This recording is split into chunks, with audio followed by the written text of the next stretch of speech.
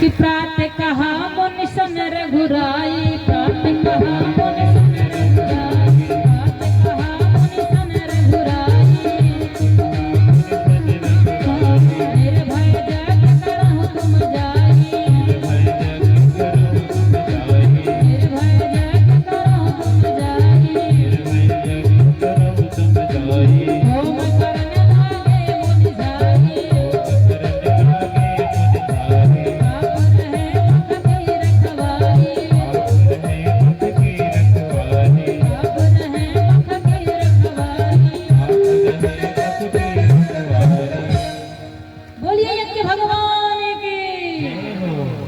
प्रातः काल की वेला हुई तो राम जी स्वयं कहते हैं कि गुरुदेव यज्ञ करिए।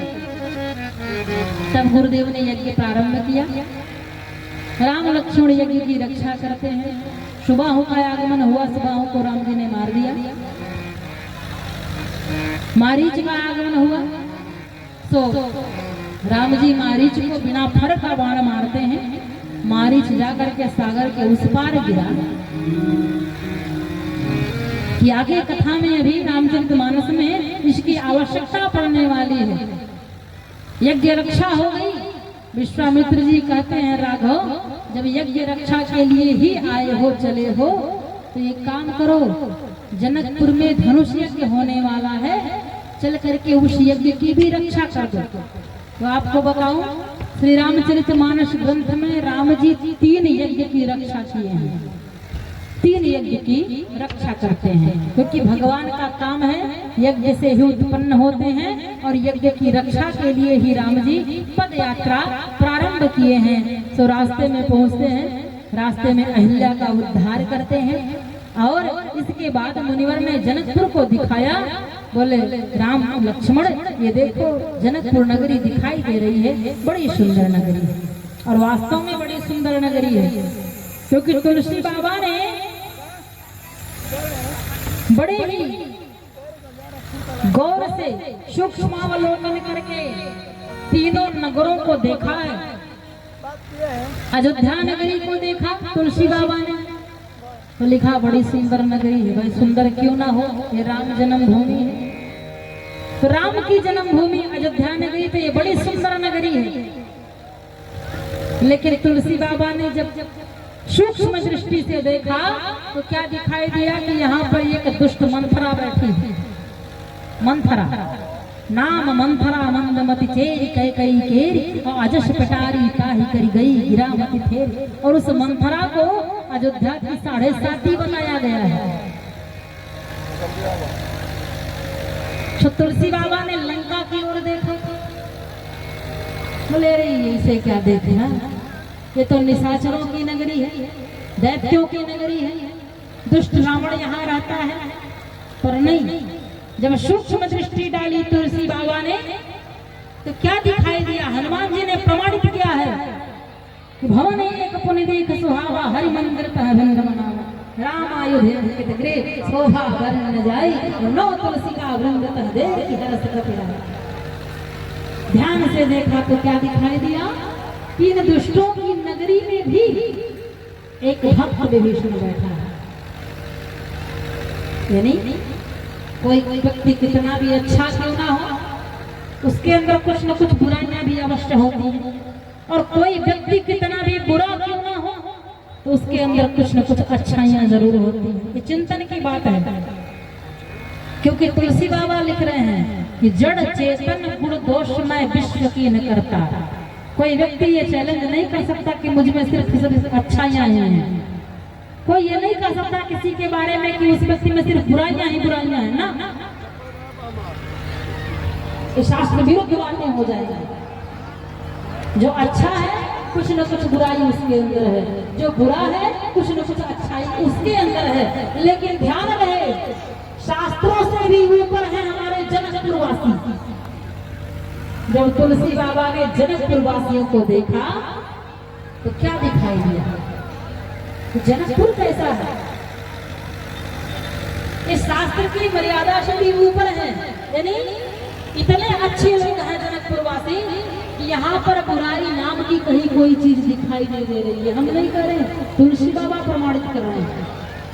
कि पुर नर नारी सुभग शुचि संता, पुर नर नारी सुभग शुचि संता, पुर नर नारी सुभग शुचि संता, पुर नर नारी सुभग शुचि संता, धर्मशील ज्ञानी गुणवंता, धर्मशील ज्ञानी गुणवंता, धर्मशील ज्ञानी गुणवंता, धर्मशील ज्ञानी गुणवंता। बोले जनकपुर नगरी ऐसी नगरी है कि जहाँ के लोग सच्चे संत हृदय के लोग, सच्चे संत हृदय के हैं, और जन्म से ही चाहे वहां के स्त्री हो या पुरुष हो, सब सच्चे संत हृदय के हैं। एक दिन मैंने वर्णन किया था शायद कुछ प्रसंग कि लंका निवासी ये संत बनने में बड़े माहिर हैं, जहां जरूरत पड़ती है तुरंत रूप बदल लेते हैं, और जरूरत खत्म होते ही फिर से अपने असली रूप में आ जाते हैं। यानी दैत्य हैं, आवश्यकता पड़ने पर जब सीता हरण करना हुआ तो रावण साधु बन गए, काल नेमी भी हनुमान जी को छलने के लिए साधु बन गए, लेकिन रावण रावण ही रहा बाद में, और काल नेमी ही रहा। ये लंका की विशेषता है। और अयोध्या की विशेषता है कि जो एक बार जाता है अयोध्या में और मन बना लिया कि हम संत बनेंगे, तो संत बनने के बाद फिर वो संत का चोला कभी उतारता नहीं है, वो फिर जीवन पर्यंत संत बनकर के ही रहता है। लेकिन धन्य है जनकपुर कि जहां पर किसी को संत बनने की आवश्यकता ही नहीं है। तुलसी बाबा कहते हैं कि पुर नर नारी सुभग शुचि संता, यहाँ के स्त्री पुरुष सब जन्म से ही सच्चे संत हृदय के हैं, धर्मशील, धर्म में आस्था रखने वाले हैं, ज्ञानी हैं, गुणवान हैं। धन्य है ये नगरी, और धन्य हो भी क्यों ना भैया। राम जी अयोध्या में जन्म लिए तो राम जी का दर्शन करने के लिए दूर दूर से लोग आए, लेकिन धन्य है जनकपुरी। जनकपुर से कोई नहीं आया था राम को देखने अयोध्या में जन्म के समय, लेकिन धन्य है जनकपुरी कि जनकपुर वासियों का त्याग, प्रेम, समर्पण, भक्ति कितना प्रबल है। यदि बात समझ में आए तो ताली बजाइएगा। धन्य है जनकपुर वासी कि जिनका त्याग, भक्ति, प्रेम, समर्पण कितना प्रबल है कि वो भगवान का दर्शन करने नहीं आए, बल्कि स्वयं भगवान उनको दर्शन देने के लिए जनकपुर पहुंच जाते हैं। बोलिए राघवेंद्र सरकार की जय हो।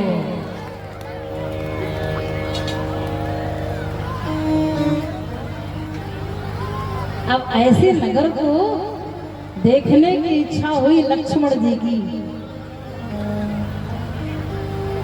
लक्ष्मण जी के बारे में लिखा गया कि लखन हृदय लालसा अभिषेकी, लखन हृदय लालसा अभिषेकी, लखन हृदय लालसा अभिषेकी, लखन हृदय लालसा अभिषेकी,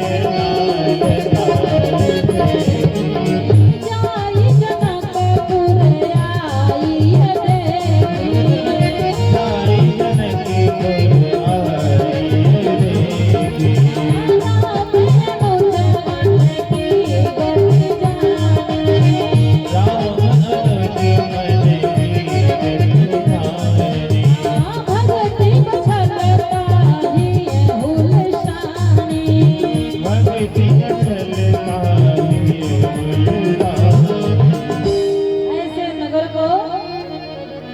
देखने की इच्छा हुई लक्ष्मण जी की। मन में सोच रहे हैं लक्ष्मण जी, पर सोचे कैसे। कहते हैं हमारे आपके हृदय को प्रेरित करने वाले भगवान राम हैं, और प्रेरक रघुवंश विभूषण। तो ये राम की ही प्रेरणा थी जो लक्ष्मण की इच्छा हुई नगर को देखने की। तो लक्ष्मण की इच्छा हुई, लक्ष्मण ने कुछ कहा नहीं, पर तुलसी बाबा कितनी अनोखी बात लिखते हैं कि लखन हृदय लालसा अभिषेकी, जाई जनकपुर आइए देखी। तो राम अनुज मन की गति जान। तो राम जी लक्ष्मण के मन की बात को जान गए। कैसे जान गए? क्योंकि प्रेरणा ही राम जी की थी कि लक्ष्मण की इच्छा हो जनकपुर देखा जाए।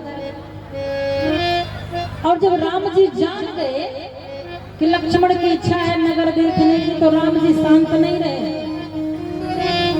राम जी तुरंत गुरुदेव से कहते हैं कि गुरुदेव, लक्ष्मण की इच्छा है नगर देखने की,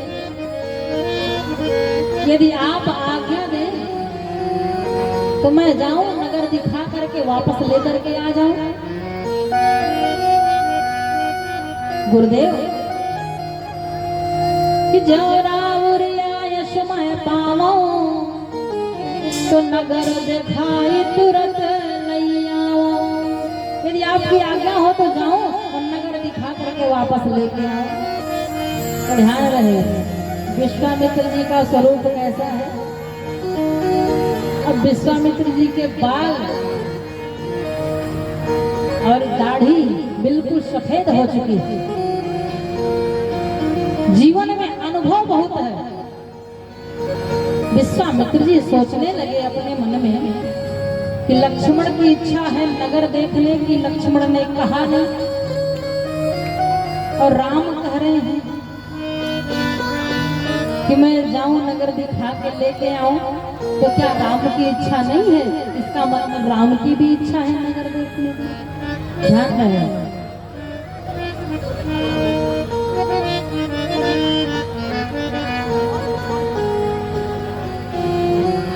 तो विश्वामित्र जी अनुभव के सिंधु हैं। राम जी की बात सुन करके मन में विचार करने लगे। तो बाकी कथा कल की सभा में, आगे की सभा में रखेंगे, क्योंकि विश्वामित्र जी का अनुभव बताना इतने कम समय का विषय नहीं है और समय अपनी सीमा समाप्त कर चुका है।